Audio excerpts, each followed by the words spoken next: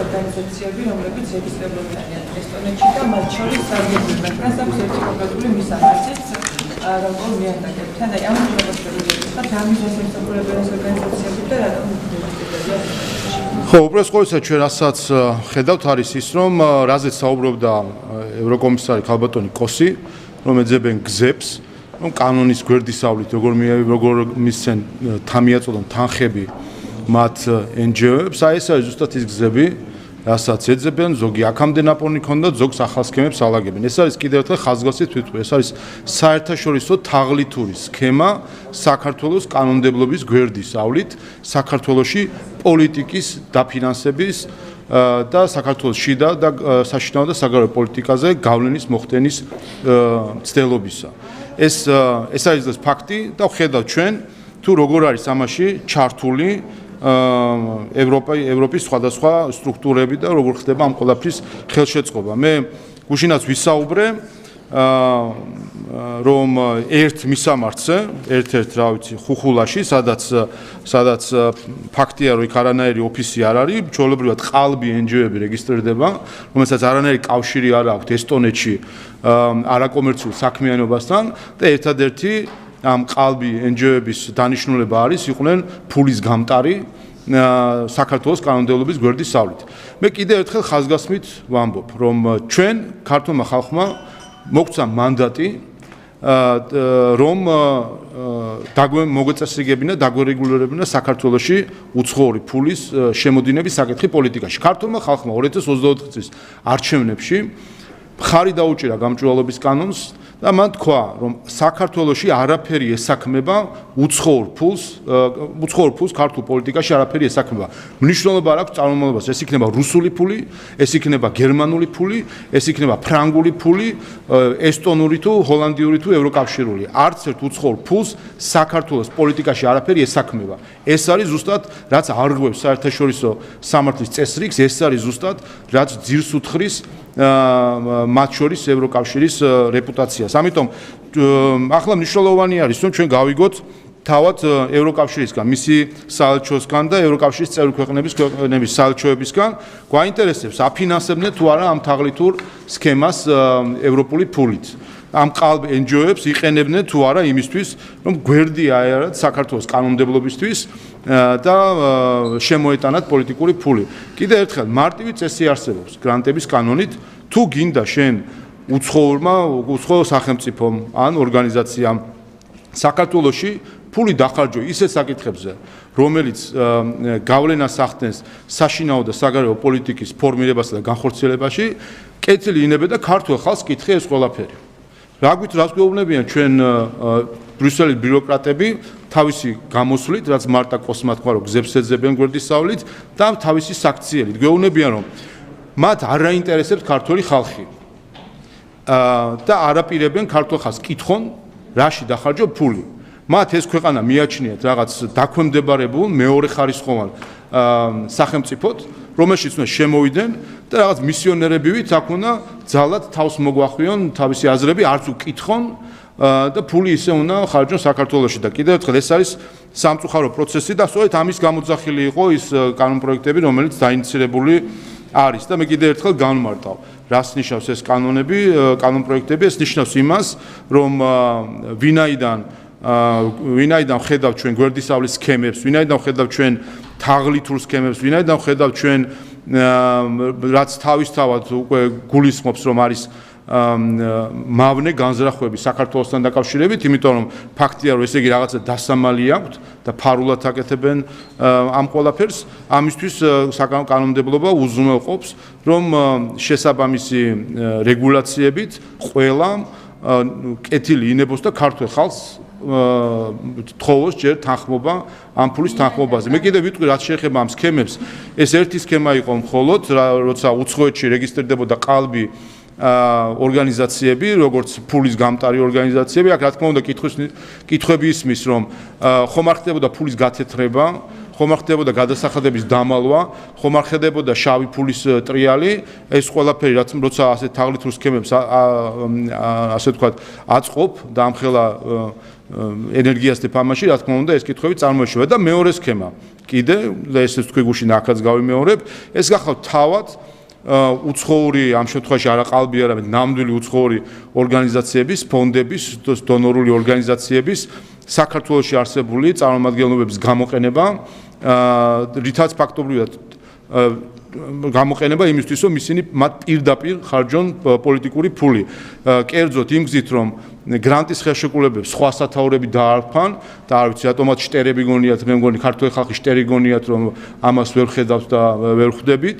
მეორე, რომ თავად პირდაპირ დადონ ხელშეკრულებები ფიზიკურ პირებთან და ნაცვლად იმისა, რომ მისცენ გრანტი ორგანიზაციას, მათ 20-ვე თანამშრომელს დაუდონ ხელშეკრულებები და ამით შენ იღბონ გრანტი და ამაში კიდევ ერთხელ ამბობ, წარმოუდგენელია, რომ ამას აკეთებენ ევროპული დონორი ორგანიზაციები, რომლებიც ღირებულებებზე საუბრობენ. მე არ მგონია სიტყვა ღირებულება საერთოდ ამ ადამიანებს ესმით, საერთოდ რას ნიშნავს? ევროპა, ღირებულება, სამართალი, კანონის უზენაესობა, ჩანს რომ არ ესმით. აქვს პოლიტიკური მიზანი და ამ პოლიტიკური მიზნისთვის მზად არიან წავიდნენ კანონის დარღვევაზე, ქართული ხალხის უპატივცემულობაზე, ოღონდ საკუთარ პოლიტიკურ მიზანს მიაღწიონ და ეს მიზანი რაც არის ვიცით. ეს არის ქართული ხალხის ნების საწინააღმდეგოდ მათი მარიონეტების დასმა ხელისუფლებაში. კანონპროექტებზე საუბრობთ, კანონპროექტზეც კითხავთ, რეპრესია ფასდება ეს კანონპროექტები, ერთის მხრივ გრანტების ნაწილში და მეორეს მხრივ თვითონ პოლიტიკურ ნაწილში, როდესაც მუშაობს ადამიანი საერთაშორისო ორგანიზაციაში, რომელსაც 20% შემოსავლა და მას 8 წელი არ ექნება უფლება იმუშაოს ის იყოს პოლიტიკაში. თქვენც იყავით საერთაშორისო ორგანიზაციაში, თქვენც მუშაობდით, რატომ შემოგავთ ასეთი შემზღუდავი ნორმა, რომელიც უგრძნობს ადამიანს, რომელიც შესაძლოა არ იკეთოს ინიციერ მუშაობს რომელიმე ორგანიზაციაში და მას არ ექნება უფლება, რომ მისი ცოდნა გამოიყენოს ქვეყნისთვის. რომ განგვიმარტოთ ეს კანონპროექტი უფრო მეტად, იმიტომ რომ თქვენ საუბრობთ ერთ ნაწილზე ორგანიზაციას, მაგრამ ბევრი არის, ვინც საქმიანობს ამ სფეროს. სოფლის მეურნეობა ბევრი სფერო არის. რატომ უნდა დარჩნენ ისინი აქტიურობის და ასე შემდეგ მიღმა? პირველი რაც შეეხება გრანტებზე თანხმობას, კიდევ ერთხელ აქ მთავარი პრინციპი არის, რომ საქართველოში თუ ხარჯავ პოლიტიკური შინაარსის მქონე ფულს, კეთილი ინებე და ქართულ ხალხს კითხე, ჩვენ არ ვართ არავის კოლონია. ჩამოგვადგნენ და თავის ჭკუაზე ააწყონ ყველაფერი. ეს იგივეა ოჯახში ფეხით შეაღო კარები, შეხვიდე და დაუწყო გინდა თუ არა, ესავეჯი აქეთ უნდა დავდგა, ეს აქეთ უნდა გადავდგა, ვინ ეკითხება? ქართული ხალხის თანხმობის გარეშე ვინმეს აქვს პოლიტიკის დაფინანსება. ასე რომ კეთილი ინებონა ქართულ ხალხს ჰკითხონ. ქართულ ხალხს კითხონ, მისთვის ეს სასიკეთოა თუ არ არის სასიკეთო და არასასიკეთო საკითხები რო ფინანსდება, ამის ყველაზე კარგი მაგალითია ევროკავშირის მიერ დაფინანსებული მოლოტოვის კოქტეილის კამპანია. ახლა ამაში რო ფულს დახარჯავს ევროკავშირი, რომ ადამიანის დაწვა ცოცხლად დაწვა გამოაცხადოს კარგ საქციელად და ამისი რეკლამირება გააკეთოს, ამაში რო დახარჯავს ევროკავშირი ფულს, ჩვენ იქ რა მოლოდინი უნდა გქონდეს, რომ იქნება ღირებულებებზე დაფუძნებული რაიმე სასიკეთო გაკეთებული საქართველოს. და შეეხება მეორე საკითხს, კერძოდ შეზღუდვას მათთვის, ვინც დასაქმებული იყო ორგანიზაციაში, რომელიც უცხო ძალისგან ფინანსდებოდა. ეს არ არის, აქ ამოვიდეთ თავი საკითხიდან. ჩვენ ხედავთ და ეს აღიარა ამერიკის შეერთებული შტატების ახალმა ადმინისტრაციამ და ამხილა მათ შორის ის სისტემა, რომელიც ამერიკაში მანამდე არსებობდა, რომ უცხოური დაფინანსება და გრანტები გამოიყენებოდა სხვა ქვეყნებზე პოლიტიკური კონტროლის მოსაპოვებლად, პოლიტიკური გავლენის ბერკეტების შესაქმნელად. ამიტომ დახურეს USAID, ამიტომ შეწყვიტეს უცხოური დაფინანსება, ამიტომ შეწყვიტეს რადიო თავისუფლების პროპაგანდის დაფინანსება, ამიტომ შეწყვიტეს ამერიკის ხმის დაფინანსება, რომ ეს ყველაფერი მხილებული იქნა როგორც სხვა ქვეყნებზე პოლიტიკური გავლენის მოპოვების ბერკეტი. ანუ ეს აღიარებულია, რომ ეს ფული საქართველოში მათ შორის იხარჯებოდა იმისთვის, რომ პოლიტიკური გავლენა მოეპოვებინათ ქართულ ხალხზე, საზოგადოებაზე თუ საქართველოს ხელისუფლებაზე. ანუ ეს მოცემულობა არის. შესაბამისად, თუ კი ჩვენ ამ მოცემულობას მივიღებთ, რომ ეს ორგანიზაციები გამოიყენება პოლიტიკური გავლენის მოსაპოვებლად, სხვისი სხვა მათი დამფინანსებლების გავლენის გასატარებლად, რა თქმა უნდა, ჩვენ უნდა უზრუნველყოთ, რომ არ იყოს ბრუნავი კარის პრინციპი, როდესაც ხან NGO-ში არიან და მე შემდეგ ცდილობენ ისინი მოიყვანონ პოლიტიკურ ხელისუფლებაში, ამ შემთხვევაში იგულისხმება პარტიები და პარტიების გზით პოლიტიკური იქნება ეს ასე ვთქვათ პოლიტიკური საქმიანობა პარტიაში და გავლენა პოლიტიკურ ასე ვთქვათ მოვლენებზე, რომ ამის საშუალება ამისთვის აიყონ გარკვეული ეგრეთ წოდებული გაგრილების პერიოდი, რომელიც სხვათა შორის არსებობს საერთაშორისო პრაქტიკაში, მაგალითად, როდესაც პოლიტიკაში საჯარო სექტორში არის ადამიანი დასაქმებული იმისთვის, რომ მაგალითად ევროპის რეკონსტრუქციისა და განვითარების ბანკში დაიწყოს მუშაობა, ჭირდება თვალსაჩინო 2 წლიანი პაუზა იმისთვის, რომ დაიწყოს იქ მუშაობა. ეგრეთ წოდებული გაგრილების პერიოდი, როდესაც ადამიანი ასე ვთქვათ, როდესაც არის რისკი, რომ მისი წინა საქმიანობიდან გამომდინარე ახალ პოზიციაზე ასე ვთქვათ, წინა ინტერესების გატარებას ექნება ადგილი. ამიტომ ეს ამაზე არის საუბარი და ჩვენ ამის მაგალითები გვაქვს. სერგი კაპანაძე არის ამისი ყველაზე კარგი მაგალითი. ადამიანი, რომელიც იყო ნაციონალური მოძრაობის რეჟიმის, წამების სისტემის რეჟიმის ერთ-ერთი ლიდერი, მას შემდეგ რაც დამარცხდა 2012 წელს არჩევნებში, უცებ გადაკეთდა NGO-თ და NGO გრასი და შემდეგ მას წარმოგვიდგენდნენ როგორც სამოქალაქო საზოგადოებას და ასე ვთქვათ არაპოლიტიკურ ძალას, ყავდათ ჩართული ყველაფერში, დააყარეს მილიონები, იქ სადაც იყო ხელისუფლება და ოპოზიცია, სერგი კაპანაძეს სვავდნენ როგორც ვითომ და ნეიტრალურ ადამიანს, არადა მართლა თვალებში ნაცარს აყრიდნენ საზოგადოებას, როდესაც მას წარმოადგენდნენ სამოქალაქო საზოგადოებად. შემდეგ 2016-ში ის კვლავ პოლიტიკაში მობრუნდა, გახდა პარლამენტის წევრი და უცებ პოლიტიკოსი გახდა და პოლიტიკოსი იყო. შემდეგ 2020-ში კვლავ გადაბარგდა ისევ არასამთავრობო სექტორში და ეს არის ერთი წამი. სერგი კაპანაძე ეს არის ყველაზე კარგი მაგალითი, როგორ ხდება გარედან ადამიანების ასე ვთქვათ, ტრიალი იმისთვის, რომ მოიყვანონ ხან პოლიტიკაში, ხან ერთი კარიდან ატარონ და ხან მეორე კარიდან ატაროს. მე გეტყვით, მე NGO-ში არ ყოფილა. არც ირაკლი კობახიძე არ ყოფილა NGO-ში. არც მე, არც ირაკლი კობახიძე ჩვენ NGO-ში არ ვყავთ. ერთი წამით მაცადეთ. ამიტომ ეს არის ფაქტი, რომ ხდება გრანტის ფულის გამოყენება საქართველოს მავნე ზემოქმედებისთვის, ამას ჩვენ ვხედავთ ყოველდღიურად, ჩვენ ნახეთ 2022 წლის ივნისში NGO-ები როგორ დააყენეს პარლამენტის წინ და ცდილობდნენ ხელისუფლების დამხობას და მაშინ გახსოვთ რა თქვას, რა მოითხოვეს NGO-ებმა 2022 წლის ივნისში, კანდიდატის სტატუსი რო არ მოგცეს. რა მოითხოვეს გახსოვთ, რომ გადადგეს მთავრობა, პარლამენტმა გადააყენოს მთავრობა და შეიქმნას მთავრობა, სადაც 1/3 იქნება ხელისუფლება, 1/3 ოპოზიცია და 1/3 იქნება NGO-ები, უცხოეთიდან დაფინანსებული. ამას გვიკეთებდნენ პირდაპირ დღისით, მზისით მათი დონორები, რომ საქართველოს ხელისუფლებაში უნდა ყოფილიყო პირდაპირ უცხოეთის ინტერესების გამტარებელი ადამიანები და თან უნდა ქონდათ ვეტოს უფლება. ესეც იყო მათი მოთხოვნა, რომ მათი ნებართვის გარეშე არაფერი არ უნდა მომხდარიყო მთავრობაში. აი ამას აკეთებდნენ პირდაპირ, ეს აღიარა და ამხილა ამერიკის შეერთებულ შტატებმა, რომ ეს ფული და NGO სისტემა გამოიყენება სხვა ქვეყნებზე გავლენების მოსაპოვებლად, ამიტომ ვისაც ვინმეს თუ უნდა იმ ორგანიზაციებიდან, სადაც მათ აქვთ ძირითადად უცხოური დაფინანსება, თუ კი უნდა რომ პარტიული საქმიანობა გააგრძელოს, აიღოს გაგრილების პერიოდი, კიდევ ერთხელ აიღოს გაგრილების პერიოდი და ამის შემდეგ მივიდეს პოლიტიკაში. აირჩიონ რა უნდა, თუნდაც უცხო ინტერესების გატარება, თუნდაც ქართული ხალხის ინტერესების გატარება. რაც შემეხება მე კიდევ ერთხელ მე NGO-ში არ ყოფილი.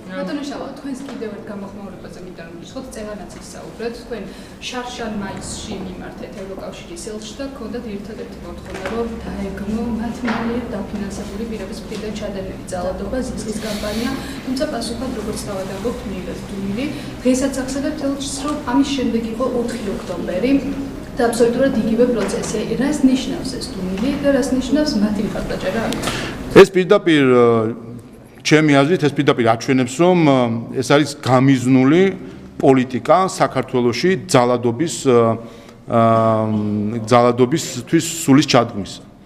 4 ოქტომბერი არის ზუსტად აი ამ დუმილის შედეგი და 4 ოქტომბერთან დაკავშირებით დუნუზე უარესი იყო, არათუ დუმილი იყო, პირდაპირ მხარი დაუჭირა ევროკომისიის პრესპიკერმა ხელისუფლების დამხობის სცენარს, რაც არის კატასტროფა, საერთოდ კატასტროფა, რომ ბრიუსელის ბრიფინგების ოთახში მოვისმინეთ ჩვენ ნეპალის სცენარის მხარდაჭერა. ამაზე უარესი რა უნდა დაემართოს ბრიუსელს, რომ აღიაროს, რომ ცივილიზაციურ უფსკრუში მიაქანებს ევროკავშირს. და კითხვა ხო მარტივია. აი ჟურნალისტები ხართ და კითხვის დასმა თქვენი სპეციალობაა. ხო მარტივი კითხვა არის ევროკავშირის და მისი ელჩის მიმართ. აი რატომ ერთხელ მაინც რატომ არ დაგმო მაგალითად მარიამ ლაშზე მის მცირეწლოვან ბავშვებთან ერთად თავდასხმა ერთხელ მარტო აი ხო შეეძლო ეთქვა რომ საქართველოს პარლამენტის წევრ ხალბატონ მარიამ ლაშზე მის არასრულწლოვან შვილებზე თავდასხმა არის მიუღებელი. რატომ არ ამბობს ამას? რა ხო შეეძლო ერთი მარტივი წინადადება ეთქვა რომ საქართველოს პრეზიდენტის სასახლეზე ძალადობრივი შტურმი არის მიუღებელი და დასაგნობი. აი ხო ერთი მარტივი წინადადება რაც კითხვის ნიშნის ქვეშაც ხო არ დგება. ხო არ დგება. უყურეთ აი რატომ არ ამბობს? მივიყვან ბოლომდე. თქვენი აზრით, მოგიწოდეთ, სადაც შეხვდებათ ევროკავშირის ელჩი, დაუსვათ ეს კითხვა. რატომ არ გმობს ცალსახად და პირდაპირ საქართველოს პრეზიდენტის სასახლეზე შტურმს? თან მაშინ, როდესაც ამ შტურმში და ამ მთლიან პროცესში იყვნენ ჩართული ადამიანები, რომელიც მხარდაჭერილი და მათ შორის დაფინანსებული არიან ევროკავშირის ბიუჯეტიდან.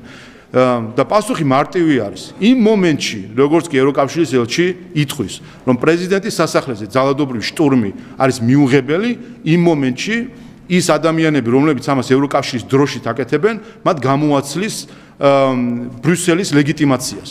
დღეს ისინი სინამდვილეში იმიტომ ბედავენ ევროკავშირის დროშით იძალადონ, ევროკავშირის დროშით ხელში დაწვან პარლამენტი, დაწვან შტურმი მიიტანონ პრეზიდენტის შენობაზე, იმიტომ რომ ამის ლეგიტიმაციას აძლევს ბრიუსელი, რომ შეუძლიათ ევროკავშირის დროშით იძალადონ. და მათ შორის თქვენ გახსოვთ ძალადობის სცენები ევროკავშირის დროშით, ფოტოები, რომლებიც საჩვენებლად აქვს გამოტანილი ხანდახან ევროკავშირის სხვადასხვა სტრუქტურებს, როგორც მისაბაძი მაგალითი, როგორ უნდა იძალადოს ადამიანმა და როგორ უნდა იყოს ძალადობრივი პროტესტი. მოსკოვის მექანიზმი გითხავთ 24 ქვეყანა მიიღო გადაწყვეტილება, რომ შეისწავლონ ექსპერტული ჯგუფის შექმნა და შეისწავლონ ადამიანის უფლებები როგორი არის საქართველოში.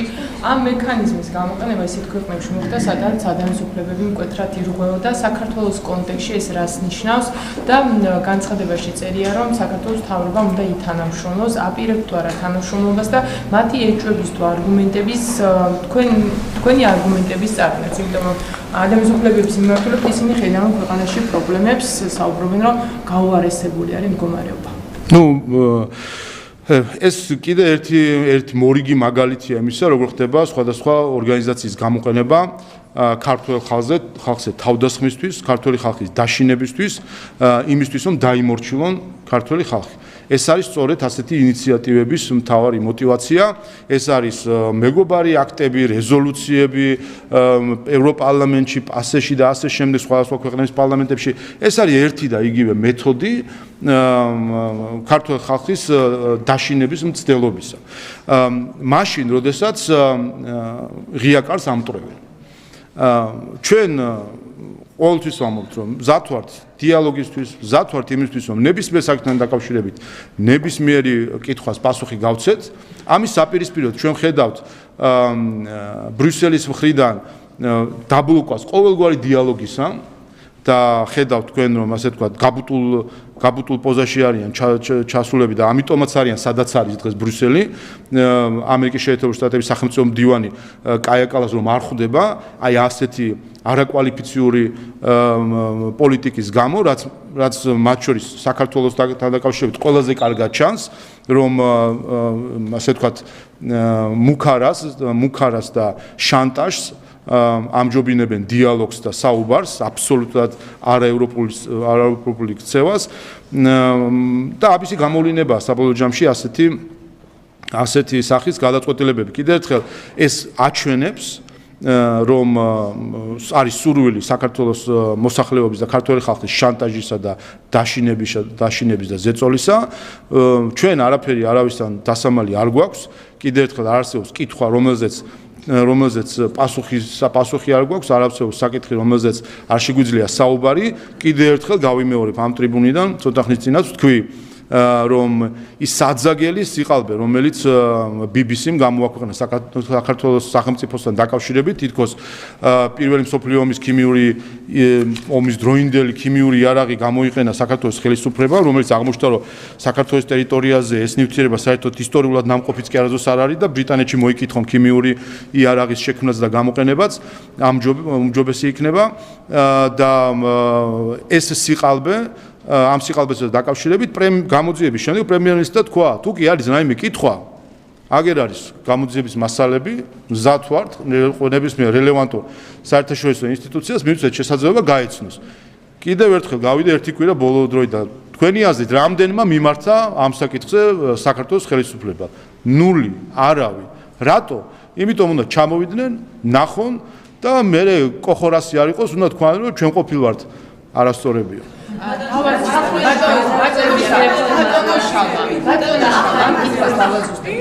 ადამიანის უფლებების მდგომარეობა მანამდე რაც იყო 2002 საქართველოში ერთის პრესი ცუდი წარსული აქვს ქვეყანას ადამიანის უფლებების მდგომარეობის თვალსაზრისით და ახლა როდესაც ევროპელი პარტნიორები EU-თო საუბრობს იმაზე რომ უნდა გამოიძიოს ადამიანის უფლებების მდგომარეობა თქვენ ამბობთ რომ ეს არის დაშინება რაში გამოიხატება ეს ნაწილი როცა ქვეყანას ედავენ ამას გეკითხებთ იმიტომ რომ ქართული ოცნება მთელი ამ წლების მანძილზე იწონებს თავს და ამბობს იმას რომ სწორედ ადამიანის უფლებები არის რაც ჩვენს ხელისუფლებას გამოარჩევს რომ ეს არის ჩვენი ნიშა როცა ეხლა ამას გედავებიან ამიტომ კითხეთ არგუმენტები გაქვთ თუ არა არგუმენტები ერთად გააკარწყეთ სხვა ჩვენს ვინ იმიჯისთვის ეს კარგი არ არის ჩვენ ნახეთ არანაირი კავშირი არ აქვს რა ვითარება იყო მოდი ავხსნი მაშინ რაც შეეხება ამ რუსულ თუ რა ქვია მოსკოვის მექანიზმს რო ავხსნა არანაირი კავშირი ქვეყნის იმისთან არაფერს არ აქვს ეს არის ჩვეულებრივი მომხსენებლის ინსტიტუტი რომელიც აქვს ევროსაბჭოსაც და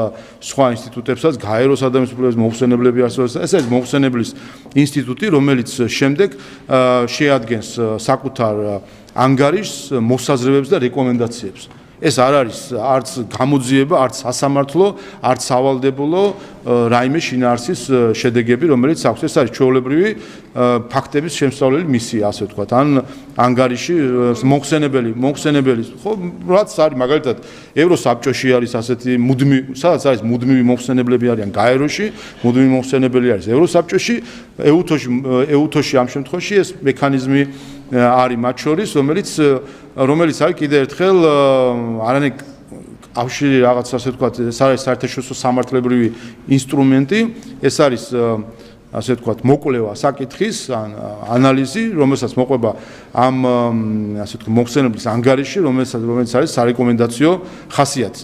მეორე საკითხი, იცით ვინ არის ინიციატორი ამ მექანიზმის შემოქმედებისა? პოლონეთი. მე რამდენადაც ვიცი, ეს ის პოლონეთი არის, შეგახსენებთ, ჯეიმს ბონდი ექიმი რომ შემოგვაპარა მიხეილ სააკაშვილთან საავადმყოფოში, რომელსაც წინდებით გაქონდა მიხეილ სააკაშვილის ნერწყვი თუ არ ვიცი რაღაც სხვა ბიომასალა.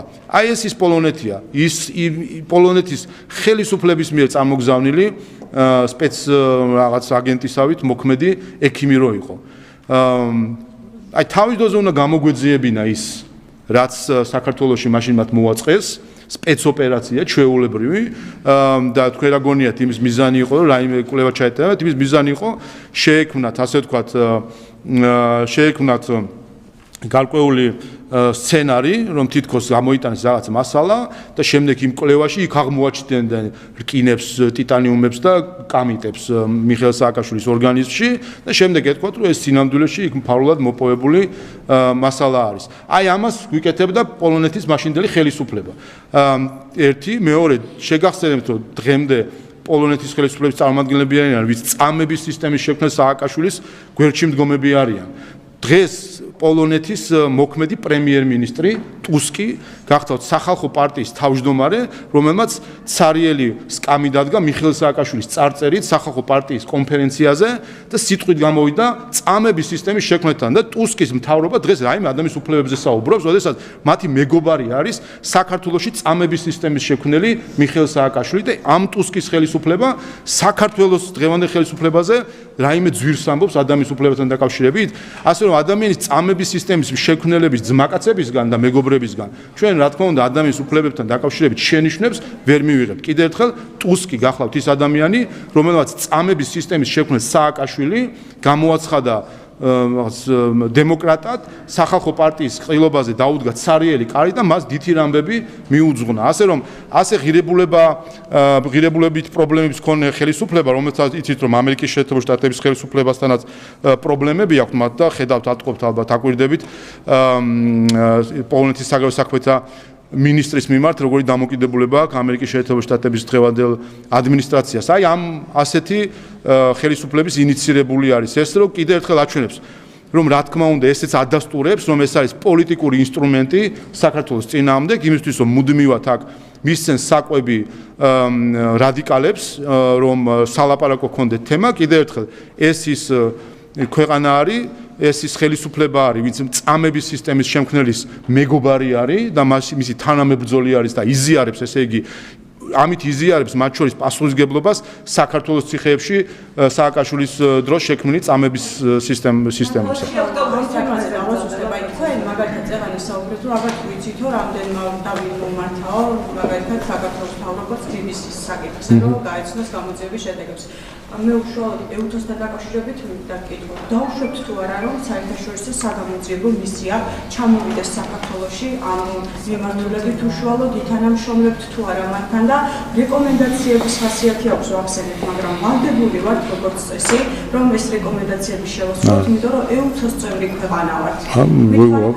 მიმართულებით დავუშვებთ თუ არა მისიის ჩამოსვლა საქართველოში და სავალდებულო არის რეკომენდაცია. მისიის კი არა, რასა იუკნევიჩენის ჩამოსვლას უშვებთ საქართველოში და იმას არ ვეჭით ყველაფერი და რატო უშვებთ ამ ყველაფერს რასა იუკნევიჩენებს და ყველას ვინც ქართული ხალხის მიმართ ტრული და ქალბატონი იუკნევიჩენის შემთხვევაში არა მხოლოდ გიტყვით ხო და ანუ არა თუ ამაზე რასა იუკნევიჩიანესაც კი უშვებთ მეთქი რომელიც ქართული ხალხის მიმართ ტრული და ფაშისტური რიტორიკით არის გამორჩეული იმასაც კი უშვებთ ეს არანაირი საგამოძიებო მისია ეს არ არის კიდევ ერთხელ ძალიან გინდა თქვენ რაღაც გამოძიებები მაგრამ არანაირი საგამოძიებო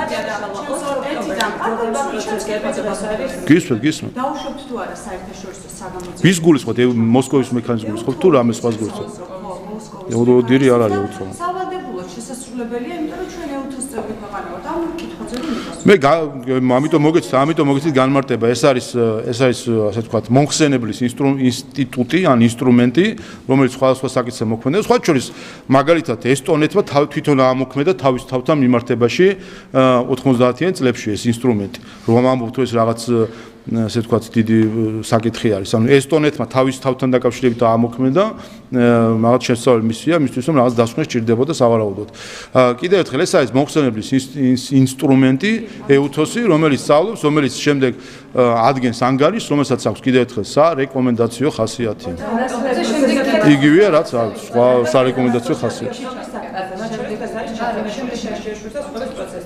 ამცხადება გრალდებას არ აღიარებენ თუმცა იმ ქმედებებს ადასტურებენ მათ შორის ჩახუნაშვილიც ამბობს რომ დასახმარებლად შევედი ბევრი ადამიანი გადავარჩინეს თავში მინასტრის განცხადებები ისმის არის რაც მოხდებათ ამ პროცესებზე და რამდენად ხო, ვარი ამასაც ვიტყვი ამ ჩახუნაშვილის არა, მაგრამ მისი შვილი ჩახუნაშვილი მედიცინის მუშაკი რო ასევე ისიც აღმოვაჩინეთ, რომ თურმე ესტონელი NGO-შნიკი ყოფილა და ესტონეთში აქვს NGO. ჩვენთან რომ მედიცინის მუშაკად ფიგურირებს, თურმე ყოფილა ესტონელი NGO-შნიკი.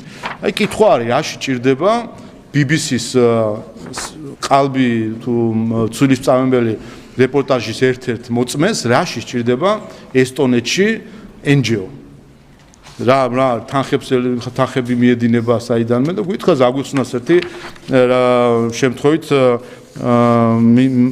უცხოეთიდან რაღაც ფინანსებს ხوارიღებს მათ შორის საქართველოს წინააღმდეგ ცილის წამებისთვის. რაც შეეხება 4 ოქტომბრის პროცესს, ყველაფერი ჩვენ თვალწინ არის, ხო?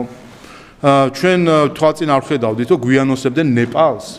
ბენზინის გადასხმას რო გვიანოსებდნენ, ეს ხომ გახსოვთ, რომ გამოვიყვან და ბენზინს გადავასხათო. ნეპალი, ხო გახსოვთ? ნაცმოძრაობა და ეს ორგანიზატორები ვინც იყვნენ, ყოველდღე რო იმეორებდნენ. ისიც ხო გახსოვთ, აი ნეპალის და ბენზინის ძახილის შემდეგ ევროკომისიის პრესპიკერს უკითხეს, ხარს თუ უჭერთო ამ რა სიტყვით ამ აქციასთან დაკავშირებით და სოლიდარული ვართო. ევროკომისიის ეს არის ევროკომისიის პოზიცია, როცა ამ პრესპიკერი ამას ამბობს, რომ ხარი დაუჭირა ნეპალის სცენარს და ბენზინების გადასხმის პროცესს, ხარი რომ დაუჭირა სოლიდარობა რომ გამოუცხადა. ესეც ხო გვახსოვს. შემდეგ ხო გვახსოვს ულტიმატუმი რომ მისცეს სახელმწიფოს და გამოვიდნენ.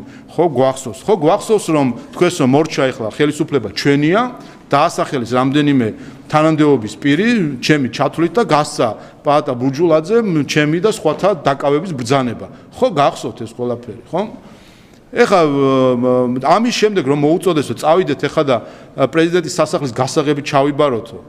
თქვენ რას ფიქრობთ, იქ გასაღები გასამრავლებლად უნდა წაიღოთ შემდეგ და თუ რისთვის რა გასაღებს იბარებდნენ? ხალხი რო ყავს იქ რამდენიმე 1000 ადამიანი. ამათ რო ეუნები წავიდა და ჩავიბაროთ, ის რას იზავს?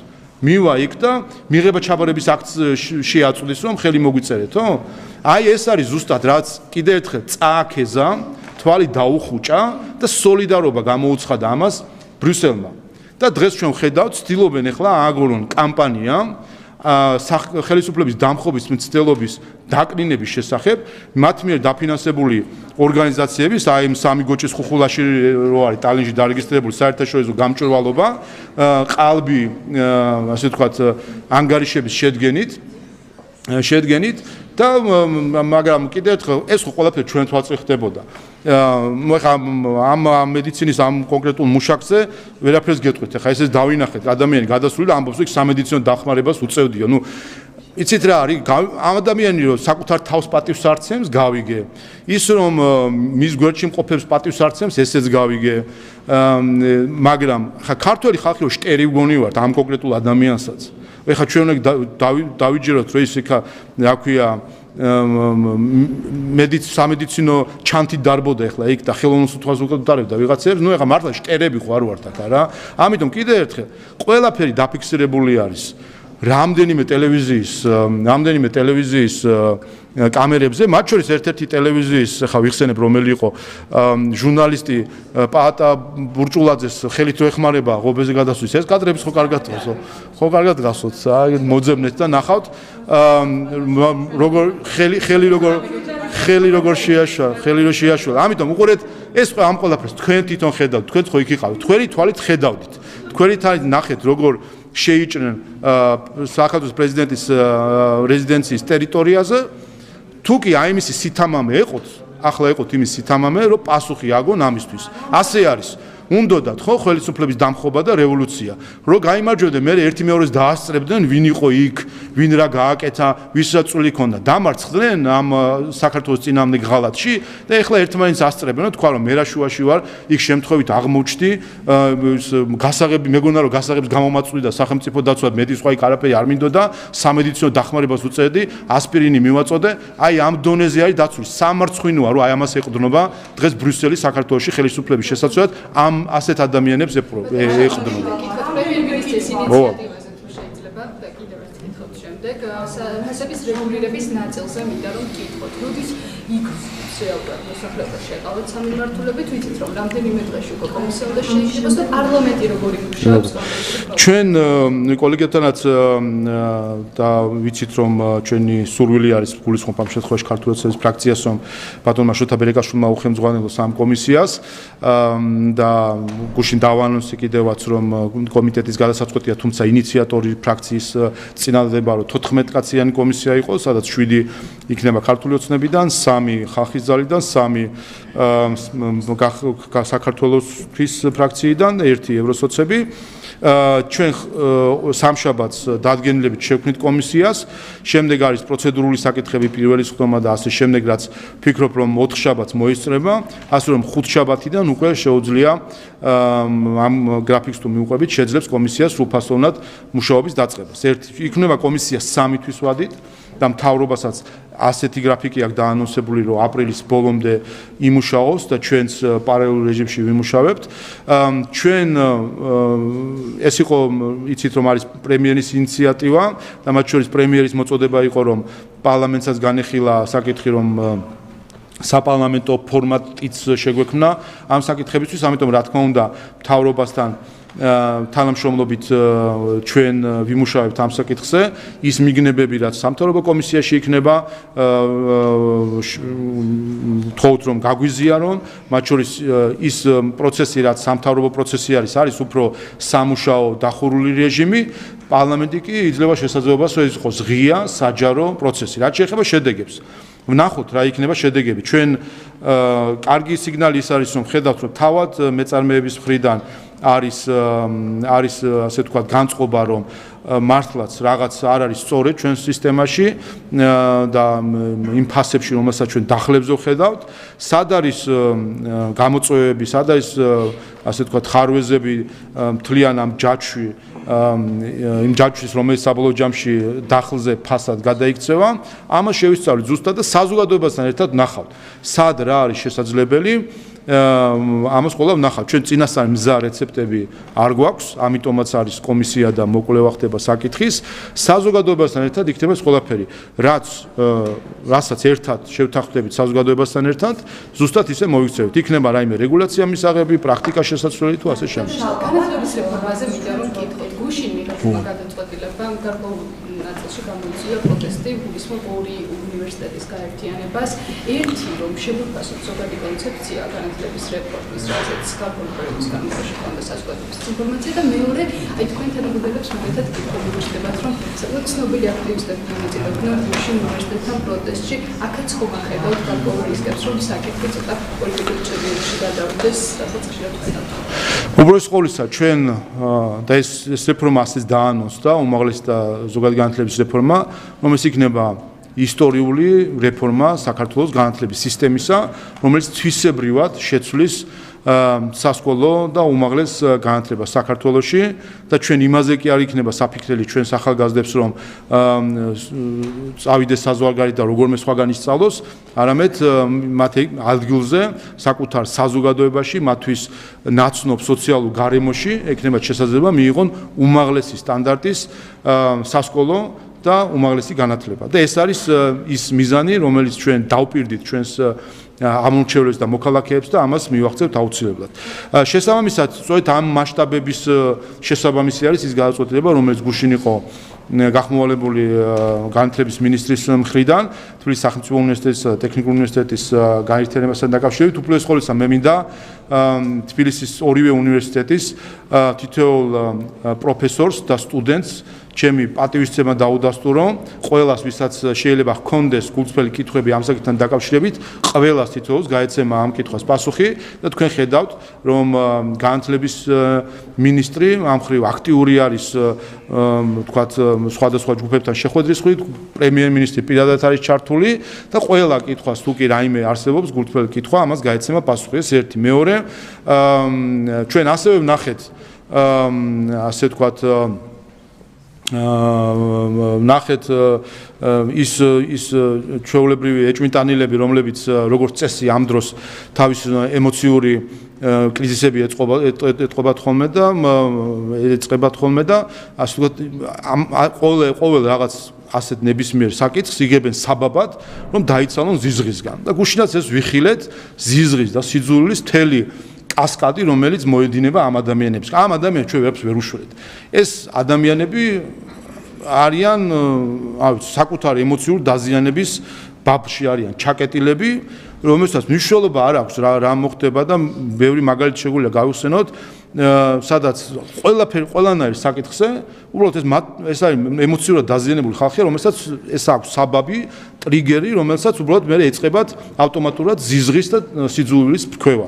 ამ ადამიანებს ჩვენ ვერაფერს ვერ უშველეთ. მით უმეტეს გუშინ ჩვენ ვნახეთ, რომ ესე იგი აი ეს ეგრეთ წოდებული ჯგუფი, ასე ვთქვათ, ამ რადიკალებისა, ესე იგი თითქოს რო შეხედო ამბობენ, რომ ჩვენ თბილისის სახელმწიფო უნივერსიტეტის და ტექნიკური უნივერსიტეტის დაცვა გვინდაო, იქვე იმავე აბზაცში აფქვევენ ზიზღს ორივე უნივერსიტეტის პროფესორის და რექტორების და ხელმძღვანელობის მიმართ, უბრალოდ ზიზღს ავლენენ სტუდენტების მიმართ ორივე უნივერსიტეტის და ამბობენ, თქვენ ჩვენთან არიყავით ხო აქციებზე, ახია თქვენზე, ესე მოგივა, თქვენ საზიზღრება. უბრალოდ ეზიზღებათ სტუდენტებიც, პროფესორებიც და ეს უბრალოდ მათთვის საბაბი არის კიდევ ერთი სიძულვილის დღის მონიშნისა, რომ შემდეგ რაპორტი გააგზავნონ საზღვარგარეთ და უთხრათ, რომ აი დღესაც ძვირფასო დამფინანსებლებო, დღეს ორჯერ შევაგინე, სამჯერ შევაზიზღე და 15ჯერ სიძულვილი გამოვხატე, გთხოვთ ჩარიცხოთ შემდეგი ტრანში. ბატონო და ესეც აჩვენებს საბოლოო ჯამში და მეორე საკითხი რომ გუშინ ნახეთ მათ შორის ზოგიერთი ასე ვთქვათ განათლების ექსპერტი და წარმოდგენილი ადამიანი და სადაც სათაურიც კი ასე იწყებოდა განათლების კვლევარი თუ ექსპერტი სახელ და გვარსაც კი არ წერდნენ იმდენად უცნობი ადამიანები არიან არ ვიცი განათლების სისტემასთან რა კავშირი აქვს ჩვენ ზოგადად ესეც მინდა ვთქვა მას შემდეგ რაც დაანონსდა განათლების რეფორმა ყველა მიმართულებით ზოგადი განათლება იქნება უმაღლესი ხედავთ ღრმად არაკომპეტენტურ მსჯელობას მათი მხრიდან რომელთაც რო კითხო ამ სფეროში განათლება აქვს თითქოს მიღებული და თავი კიტრათ მოაქვს გონიათ თავი ექსპერტები. გამოდიან და ვერაფერს სხვაგან ვერ მიდიან, აი კარგად გკითხეთ. იმიტომ ერთადერთი რაც ხესო შენობების გაყიდვა. თითქოს რაზე ვსაუბრობ, წარმოგიდგენიათ რაზე ვსაუბრობ უმაღლესი და ამ შემთხვევაში უმაღლესი განათლების თვისებრივ რეფორმებზე და ერთადერთი შესწავლა ხო გაიგეს ძირითადი კომპონენტები რა არის. თქვან აბა კომპეტენტური აზრი რომ აი ასე კი არ უნდა იყოს, ისე უნდა იყოს და ერთადერთი აზრი რაც მოდის რომ შენობების გაყიდვა. არავისთვის მთავარი ამოცანა არ არის შენობების გაყიდვა თუ ასე ვთქვათ გასუსხება არ არის. ჩვენი მთავარი არსი და აზრი არის ხარისხიანი განათლება და მე გუშინ დავთქვი დღესაც გავიმეორებ. ერთი დიდი ერთიანი უნივერსიტეტი ეს იყო ივანე ჯავახიშვილის იდეა. ეს არის ეს იყო მისი მიზანი, როდესაც თბილისის სახელმწიფო უნივერსიტეტს ქმნიდა.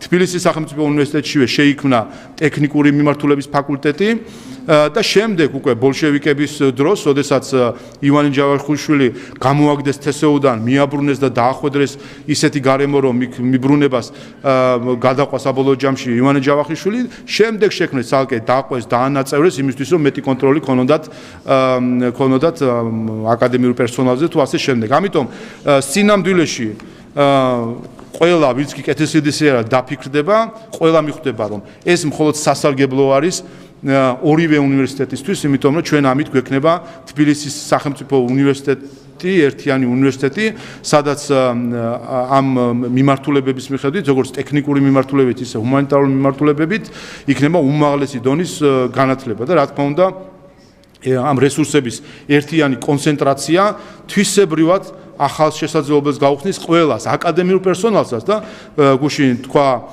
განათლების მინისტრმაც კიდევაც რომ აი სპეკულაციები რომ არ იყოს, იმიტომ რომ ამ ადამიანებს ემოციურად დაზიანებულ ბაბლს, ესე ვთქვათ, შენობების და ის რა ქვია, გათავისუფლების გარდა სხვა არაფერი არ აფიქრდებათ განათლების რეფორმის თუნდაც კრიტიკისთვის. და ითქვა კიდევაც რომ არანაირი შენარჩუნდება ის აკადემიური პერსონალი, ვინც არის ამ უნივერსიტეტებში, შენარჩუნდება სტუდენტების რაოდენობა, რაც არის პირიქით, ჩვენ ამას ვამბობთ, მეტი გვჭირდება. ტექნიკური, თუ მეტეს ტექნიკური მიმართულებით, ჩვენ ეს მიმართულება აბსოლუტურად სხვა მასშტაბზე უნდა გადავიყვანოთ. დღეს იმ ინფრასტრუქტურული პროექტების მიმდინარეობისა სპეციალისტების ნაკლებობა არის. ყველა მიმართულებით ინჟინერი იქნება, არქიტექტორი, ჰიდროლოგი, არავინ აღარ ყავს. დარჩენილია ძველი თაობა, რომელსაც სწორედ ის განათლება აქვს მიღებული და ის სპეციალობები, რომელიც დღეს ტექნოლოგიების ეპოქაში ჭირდება ქვეყანას, ეს სპეციალობები არის დაკნინებული და სწორედ ეს გადაწყვეტილება შეუწყობს ხოლმე რომ თვისებრივად კიდევ ხალხს უსვავ შეიცვალოს სიტუაცია. რაც შეეხება სტუდენტებს,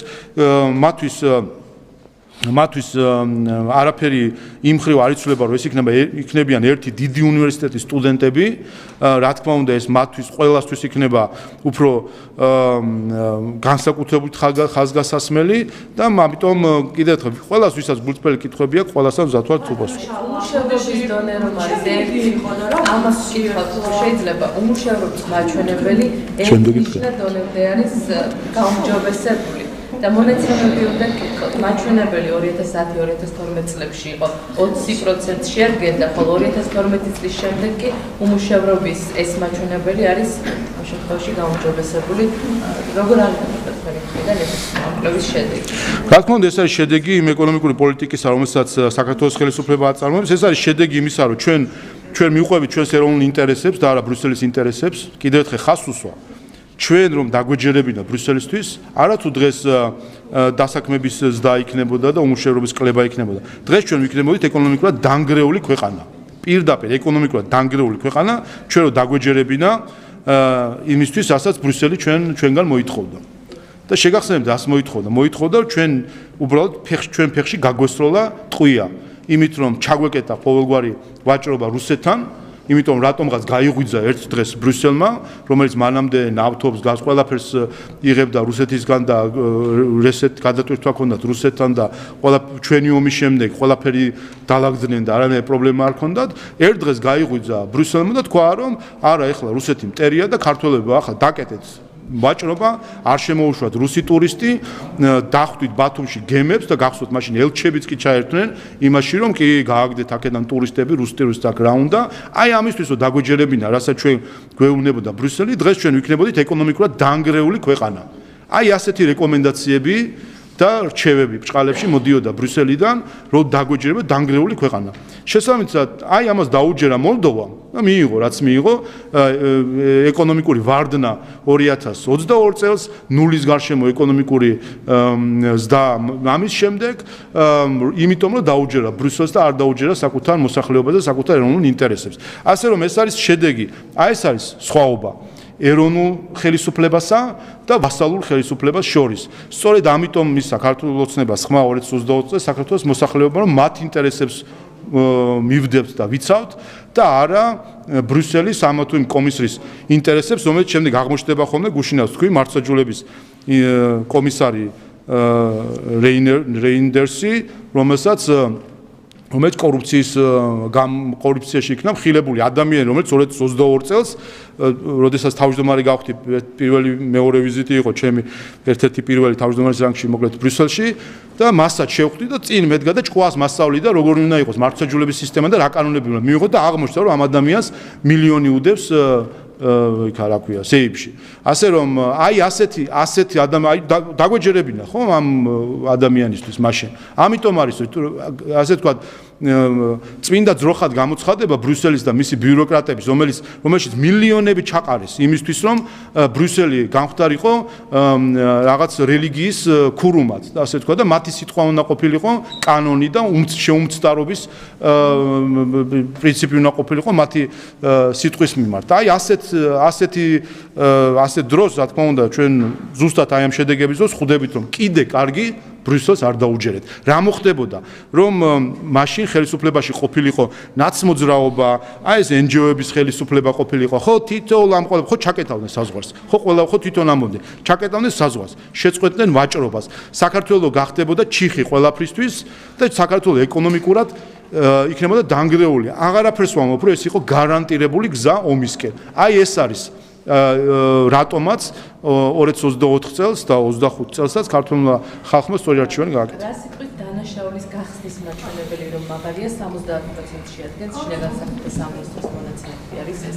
აი ესეც ამ კუთხით. მე მგონი ამას სტატისტიკის გარეშეც ყველა აღიარებს მოყარեց და მტერიც, რომ თვისებრივად შეცვლილი არის შინაგან საქმეთა სამინისტროს და ზოგადად ჩვენი სამართალდამცავი და უსაფრთხოების სისტემის საქმიანობა.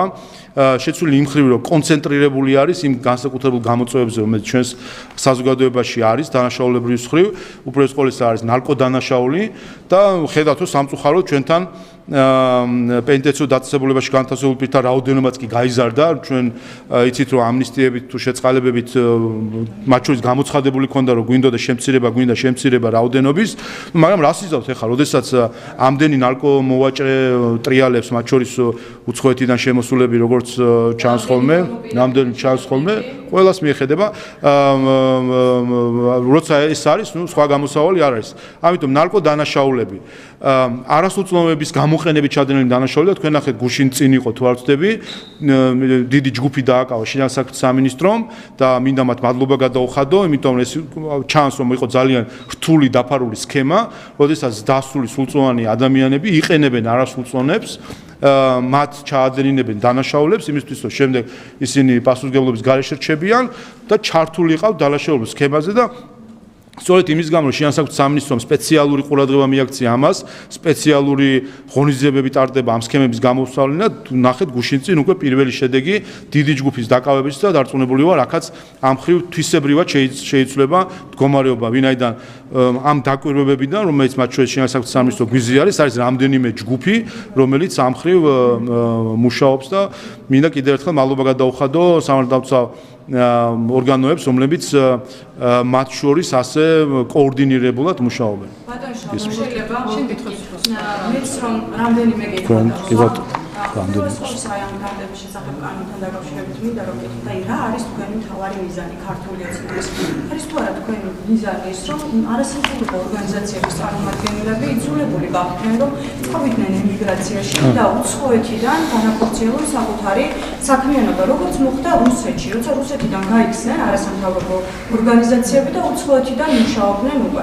ეს არის თქვენი მიზანი? ანუ ქვეყნიდან დევნილი არასამთავრობო სექტორი. კარგით, კი ბატონო. ასეთ კითხვას დაგისვათ, თუ მინდათ მიპასუხოთ თუ კიდათ არა, მაგრამ ასეთ კითხვას თქვენ რომ მიბრუნდეთ სახლში, შეხვიდეთ თქვენ სახლში და დაგხვდეთ კედელი გადაღებილი სხვაფრად, ავეჯი გადაწყობილი სხვა ადგილას.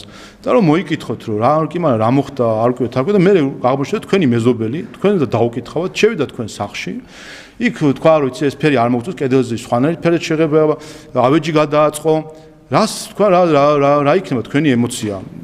პასუხი არ მინდა მე ვივარაუდებ. სავარაუდოდ ასეთ შემთხვევაში ნებისმიერ ადამიანის ემოცია იქნება აღშფოთება და შემდეგ კითხვა რომ გეკითხა მინდა ამფრად შეღება ხო ჩემი სახლია ხო მე უნდა ვიცხოვრო მინდა რომ ეს ავეჯი აქ იდგას თუ იქ იდგას აი ზუსტად ამას ეხება ეს კანონი ხარ ჩემი მეზობელი ამბობ რომ შენი მეგობარი ვარ შემოდი ხარ ჩემ ოჯახში ჩემ ქვეყანაში და ამბობ რომ ეს კედელი ასე უნდა გადავღებო აქ ეს უნდა გაკეთდეს ეს უნდა კითხე რა კითხე აი მაცეთ კითხე და ვის უნდა კითხოს ხალხს და ხალხს ვინ წარმოადგენს საქართველოს ხელისუფლება ამიტომ უნდა კითხოს საქართველოს ხელისუფლებას საქართველოს ხელისუფლება წარმოადგენს ქართულ ხალხს ამიტომ კეთილი ინებოს საფრანგეთმაც არ ვიცი მე ევროკავშირმაც თუ ვინც იქნება ვისაც უნდა საქართველოში დახარჯოს ფული რომელიც გავლენას ახდენს კედლის ფელზე და ავეჯზე და ასე შემდეგ ანუ პოლიტიკაზე საშინაო და საგარეო პოლიტიკის განსაზღვრასა და განხორციელებაზე გავლენას კეთილი ინებოს და კითხოს იმ ოჯახის წევრებს ჩვენ ესა რა ქვია კომუნალურ საცხოვრებაში არ ცხოვრობთ ჩვენ არ ვართ ევროკავშირის წევრი, ჩვენ არ ვართ არავის კოლონია და არ ვართ ვინმეს ნაწილი და პროტექტორატი. ჩვენ ვართ დამოუკიდებელი სუვერენი სახელმწიფო, რომელიც სისხლით მოიპოვეს დამოუკიდებლობა, რომ საბჭოთა მოსკოვისგან, მათი დირექტივებისგან, მათი დაუკითხავი ასე თქვა შიდა საქმეებში ჩარევისგან თავი დაგვეღწია და ამას იმიტომ არ გავაკეთეთ ჩვენ რომ ეხლა ესტონეთში ყალბი ენჯიოები დაარეგისტრირონ და ჩამოვიდნენ აქ ფული ხარჯვა თან როგორი მარტა კოსის თან როგორი გონორით საუბრობს ისეთი რამე არისო რომ ეხლა ითხოვენო რომ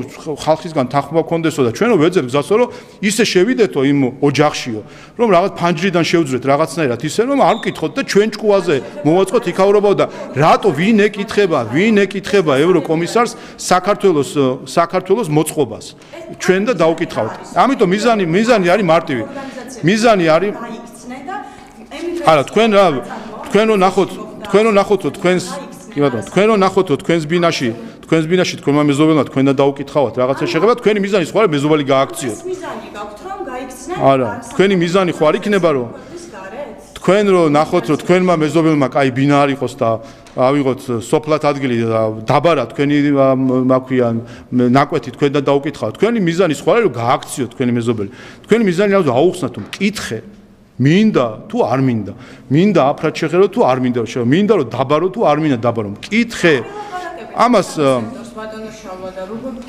არა რას ქვია პროცედურა უმარტივესი პროცედურა არის აუმარტივეს პროცედურა. რუსეთში ეს მოხდა, როცა გაიწია ინჟინერი. მივედი თუსაც ამთე როგორც იქ. მივედი თუსაც. კანონების მიღების შემდეგ აი, მოყურეთ. არ ვიცი, მოყურეთ კიდე ერთხელ. ხო მარტივია, უმარტივეს ჩვენ გვაქვს ორი უმარტივესი კანონი. ერთი უმარტივესი კანონი, რომელიც ამბობს, ხარ ევროკავშირი, გინდა ისეთი ფული დახარჯო, რომელიც ამ ქვეყანაში კედლის ფერზე და რაღაცაზე, ანუ პოლიტიკას გავლენას ახდენს, მიდი მთავრობასთან, მიიღე თანხმობა და ხარჯე რამდენიც გინდა. და მეორე, ამას ხარჯავ ჩააბარე თან ანგარიში ქართულ ხალხს, რომ აი ეს დავხარჯე კედლის შეღებისთვის, ეს დავხარჯე ჭერის მოწყობისთვის და ეს დავხარჯე ეზოს დაბარვისთვის, ხომ?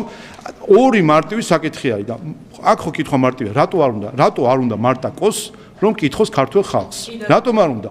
გამოდის რომ აქ უნდა ვიგულისხმობთ, რომ არის რაღაც ისეთი საქმეები, რომელიც ისეთი მიზნები, რომელიც ქართული ხალხის მიზნებში და ინტერესებში არ შედის და ამიტომ უნდა თო ფარულად გააკეთონ.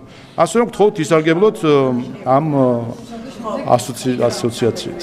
თქვენ ზევან NGO-ში არ მუშაობდიო და დავაზუსტებთ არასამთავრობო გერმანიის დაფინანსებით GIZ-ში მუშაობდით, სადაც სავარაუდოდ თქვენი შემოსავლის 20%-ზე მეტს გიხდიდათ გერმანიის მთავრობა. 100%. 100% გიხდიდათ გერმანიის მთავრობა. მით უმეტეს. მაშინ ამ კანონის მიხედვით არც თქვენ არ გაქვთ უფლება რომ პოლიტიკაში ეს კანონი ეს კაპანაძეს ეხება და თქვენ არ გეხებათ. შერჩევითი არის ეს მიდრომა. შერჩევითი არ არის. შერჩევითი კიდევ ერთხელ არა. საუბარი არის ფინანსებდათ მით უმეტეს. გავიგეთ. სერგი კაპანაძეს არ ქონდა უფლება. გავიგეთ. გრილების პერიოდები უწევდა და თქვენ არ გიძებდათ არაფერი? გაგიძებთ? მე 2020 დამოყოლებული კარგად გაგრილებული ვარ, ასე რომ რაც შეეხება კითხვას. რაც გეტყვით, რაც შეეხება ამ კანონს და ნორმას, არის მარტივი საკითხი არის. ეს ეხება ქართულ ორგანიზაციებს. ქართულ ორგანიზაციებს, ქართულ იურიდიულ პირებს, ამ შემთხვევაში არაკომერციულ ორგანიზაციებს, რომელიც უცხოეთიდან ფინანსდებიან. მე ქართული ორგანიზაციის თანამშრომელი არ ვიყავ, მიგახდით, გერმანიის მთავრობის ორგანიზაციის თანამშრომელი. კიდევ ერთხელ დაგისვამთ ფასებთან დაკავშირებით ერთს დავაზუსტებ, მხოლოდ ფასების თემაზე და საქმე ეხება ბატონ შალვა აქციზის გადასახადს. აქციის გადასახადი არის 1 litrზე 40 თეთრი და ზუსტად 1 რა პროდუქციულ კაცო თავიდან გესმენთ. აქციის გადასახადზე მინდა რომ ვკითხოთ, ნავთობზე და ასე შემდეგ. აი ერთი სხდომა არის, რომ საჭირო ეკონომისტები ამბობენ, რომ აქციის ფასი შეიცვალოს ან გაუქმდეს. ზუსტად ერთი სხდომაა პარლამენტში საჭირო, რომ აქციზი გაუქმო და ეს იმპლიცირად აისახება ბენზინზე და ფასის დაკლებაზე. ეკონომისტები ამბობენ, რომ თუ სახელმწიფო გუნდს რეალურად ცვლილებები და ფასების კლება უნდა, აქციის გადასახადით შეუძლია გაუქმონ, რადგანაც ამ ფასს რეალურად ქართველი ხალხი იხდის. აქციის გადასახადი გაუქმდეს საერთოდ? კი, გაუქმებაზეა საუბარი. ეკონომისტი ამბობს. ძალიან ბევრი ეკონომისტი. არ ვიცი. თქვენ როგორ არ მგონია გირჩის ეკონომისტების გარდა ვინმეს ეს თავში მოუვიდეს. ანუ სახელმწიფოში, არა ის რომ სახელმწიფოში გადასახადები უნდა არსებობდეს, ამას ერთადერთი ვინც ეწინააღმდეგება არის გირჩის სპეციფიური წარმოდგენა სახელმწიფოზე, სადაც ანარქია გონიათ სახელმწიფო. არა, მოყურეთ, ჩვენ ხო მაგას ვთქვით, ჩვენ არანაირი წინასწარი რეცეპტები არ გვაქვს. იქ არის კომისია თავრობის, იქნება საპარლამენტო კომისია, საჯარო არ იქნება ყველაფერი, ყველა დაინახავს.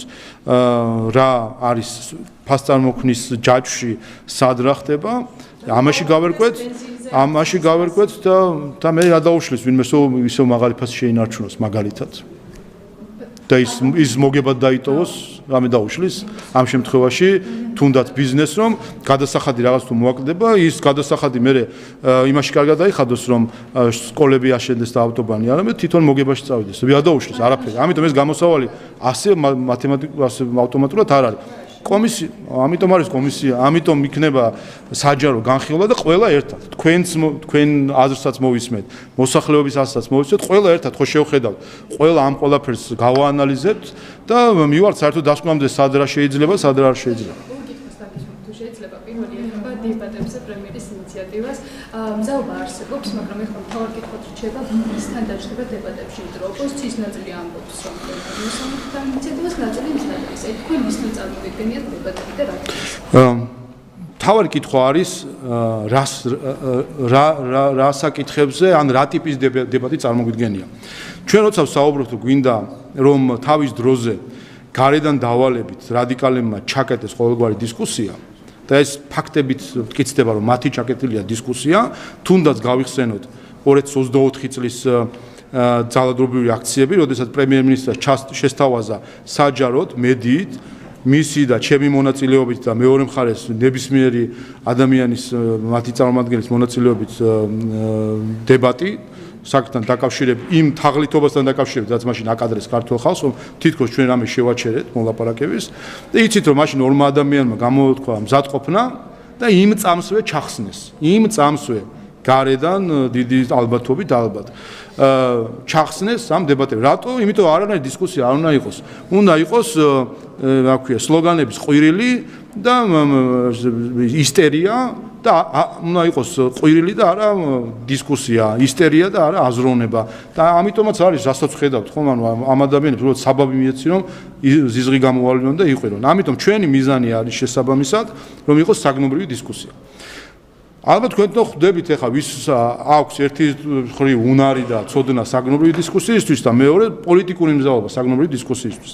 ამიტომ ვთქვი მე რომ მაგალითად ამ რადიკალურ ოპოზიციას, თქვა ნაციონალურ მოძრაობას და მსგავსებს ხომ, მათ რა თქმა უნდა პოლიტიკური მზაობა დისკუსიისთვის არ აქვს. როგორ წარმოგიდგენიათ, მოვიდეს დებატში ნაცმოძრაობის წარმომადგენელი ჩვენთან და განათლების სისტემას რეფორმას განიხილავს და იმას იტყვის, რომ იცით რა, პარლამენტო ჯობია ასე შეცვალოთ კანონია, ასე არ შეცვალოთ, როდესაც ამბობენ თქვენ ხართ არალეგიტიმური რაღაც კრემლისგან იმართებით, როგორ უნდა დაждდეთ, იქ უნდა მოვიდნენ, არ ვიცი მე, საჩხუბრად, ხომ? ამიტომ თავად ჩიხში არიან სინამდვილეში, თავად ვერც შეძლებენ, რომც უნდოდეთ, ვერ შეძლებენ იმდენად ჩაკეტეს ყველა ეს სფერო. ეს ერთი და მეორე, ჩვენ როცა ვსაუბრობთ ნაციონალურ მოძრაობაზე და მსგავს რადიკალურ ჯგუფებზე, ესენი გახლავან ის ჯგუფები, რომელიც კონსტიტუციურ წესრიგს არ აღიარებენ. და რა თქმა უნდა, ჩვენ ამოვიდოს იმაზეც უნდა ვიფიქროთ, რომ არ მივცეთ ასე ვთქვათ, არ დავაკნინოთ ეს მათი არაკონსტიტუციურობა ან კონსტიტუციური წესრიგის არაღიარება, არ მივცეთ ლეგიტიმაცია ამ პროცესს. მაგრამ კიდევ ერთხელ პირველი ის არის, რომ მათ თავად არანაირი პირი არ აქვს ჩვენთან მოსასვლელად სადისკუსიოდ, უნდა მოვიდნენ ტრანსპარენტებით თუ მოვლენთ. სხვა არა, უყურეთ, აი თქვენ როგორ წარმოგიდგენთ ნაციონალურ მოძრაობა მოვა და თქვა ფასებთან დაკავშირებით, როგორ უნდა იდუსკრეს, რომ თქვას, რომ იცით რა, მთავრობამ ეხლა გადასახადი ასე დაწიოს თუ კანონი ასე შეცვალოს, ხო? მათ ვინც აღიარებს კონსტიტუციურ წესრიგს, ვინც გამოთქვამს მზაობას დებატების, რა თქმა უნდა, ჩვენ მზად ვართ კიდევ.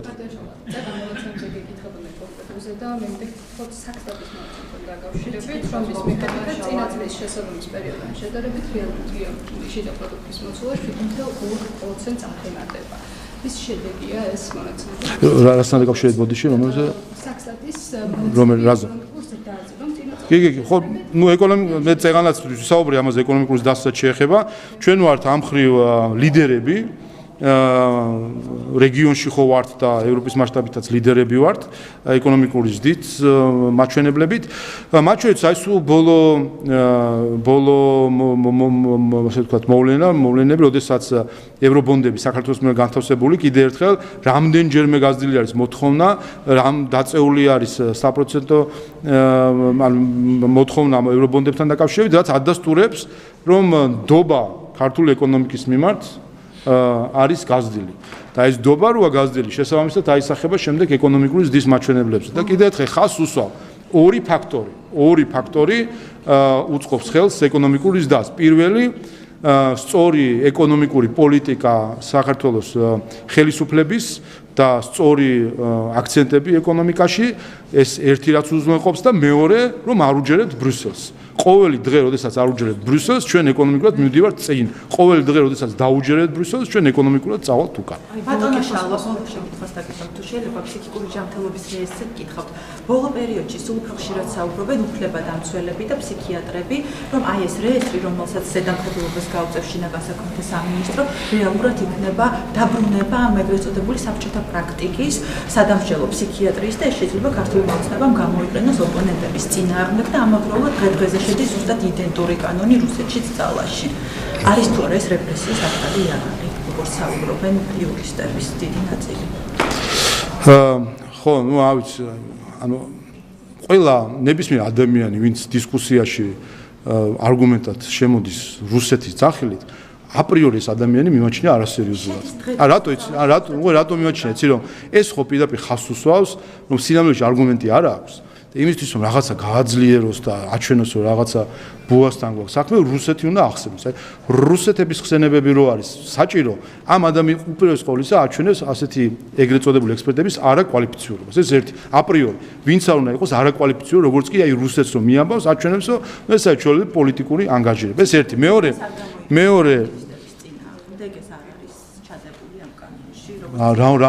რაში უნდა გამოვიყენოთ? რა ვის მაგალითად ბელარუსი და რუსეთი ზოგიერთ აქტივისტებს ვაკუთვნებთ თავის სტიგმატიზებას თვითონ ახდენენ საკუთარი ქცევით. კიდე ერთხელ ჩვენ რასაც ხედავთ, თქვენ ხო ნახეთ, პანჩბოქსის ფორმით დარბოდა ადამიანი 4 ოქტომბერს. აი კვამლი და გაზი რო იყო და ძალადო რომ პანჩბოქსი პერსონაჟი ასეთი დარბოდა, კიდე რაღაც მეორე პერსონაჟი იყო. ადამიანს ისო რა ქვია, პოკემონის ქუდი რო ეს ხალხი ხო ნანახიკავთ. ეს ეხა არ არაგებს, მაგრამ ამ ადამიანებს ხო ხედავთ და რა სტიგმატიზება უნდა მოხდეს საკუთარი თავის მასტიგმატიზება, უბრალოდ ხოლმე თვითონ არიან. ანუ ხალხი გამოდის საუბრობს რაღაც სახელმწიფოზე თითქოს და რაღაც იმაზე და პოკემონის ქუდები დადიან. ნუ ვისი სტიგმატიზება უნდა მოხდეს საერთოდ ეს ერთი, მეორე რაც შეეხება სახელმწიფოს ზოგადად ძალიან ბევრი ინფორმაცია აქვს ადამიანებს. ეს მოცემულობა არის და მთავარი არსი ის არის, რომ ის ინფორმაციები, რომელიც მოქალაქეებზე არსებობს და იყოს სათანადოდ დაცული და გაიხსენეთ შემთხვევა, როდესაც ვინმე სამსხვილი პრეტენზია ქონია, რომ რაიმე მონაცემები, მათ შორის პერსონალური და განსაკუთრებული კატეგორიის პერსონალური მონაცემები სახელმწიფოს მხრიდან რაიმენაირად ბოროტად იქნა გამოყენებული, ან რაღაცნაირად, ასე ვთქვათ, არასწორად იქნა გამოყენებული. ამიტომ არის საკითხები, ნებისმიერ საკითხს შეგიძლიათ მასე კუდი მოაბათ, ნებისმიერ პერსონალურ თუ განსაკუთრებული კატეგორიის პერსონალურ ინფორმაციას, თქვათ, რატომ არის ეს სადღაცად შეგროვებული თუ შენახული, ნებისმიერ საკითხში შეიძლება თქვათ, მაგრამ საკითხი არის იმაში, რომ ერთი რა სჭირდება სახელმწიფოს იმისთვის, რომ მათ შორის გარკვეული სერვისების გასაწევად, მათ შორის უსაფრთხოების საკითხებიდან გამომდინარე, ფსიქიკურ ჯანმრთელობასაც შეეხება, მართვის მოწყობას რო იღებ და სხვა მოწყობებს ხო გთხოვენ ამ ცნობას. ის ცნობა იქ რომ მიგაქვთ, ეს ცნობა ხო სადღაც ინახება შემდეგ, ხომ? ასე რომ კიდევ ერთხელ აქ მთავარი საკითხი არის რა საჭიროება არის და ამის საჭიროებაზე იყოს ზუსტად საუბარი და არავინ არ ამბობს, ვერავინ არგუმენტი არ აქვს, რომ ამის საჭიროება არ არსებობს. ერთადერთი რაც არის, რომ რუსეთი, კაი, გავიგეთ, ამასობაში ჩელაბინსკი აშენდა, იმდენი ეძახეს ამ ჩელაბინსკს და ევროპას კიდე რაც ემართება, ამასაც ყველა ხედავს. კითხვა თუ გაქვთ, იქნებ აქ დამისვათ, იმიტომ რომ ხა აპირებთ რომ გამომეკიდოთ და რაზე? და აქ რომ კითხოთ რა გინდათ? მინდა პარლამენტის ბანერის თანდასწორით კითხოთ.